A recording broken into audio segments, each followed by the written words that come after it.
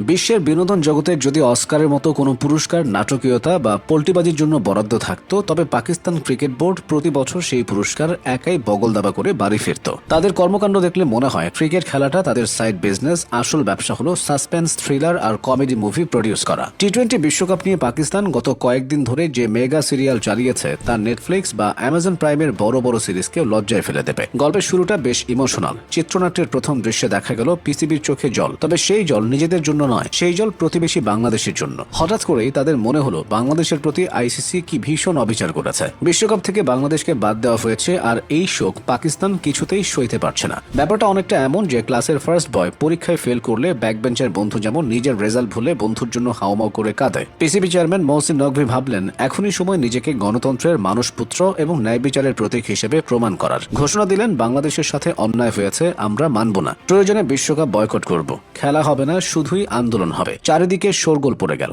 পাকিস্তানের ক্রিকেট ভক্তরা আবেগে আপ্লুত। ভাবলেন, বাহ, আমাদের বোর্ড এত দয়ালু, নিজেদের ক্ষতি করে অন্যের জন্য লড়ছে। সোশ্যাল মিডিয়ায় হ্যাশট্যাগ ঝড় উঠল। কিন্তু অভিজ্ঞরা মুচকি হাসলেন। তারা জানেন পিসিবির গর্জন আর বর্ষণের মধ্যে আকাশ পাতাল তফাৎ। এটা সেই প্রেমিকার মতো যে ব্রেকআপের হুমকি দিয়ে ঘর থেকে বের হয় ঠিকই, কিন্তু মোড়ের দোকানে গিয়ে বয়ফ্রেন্ডের মেসেজের জন্য অপেক্ষা করতে থাকে।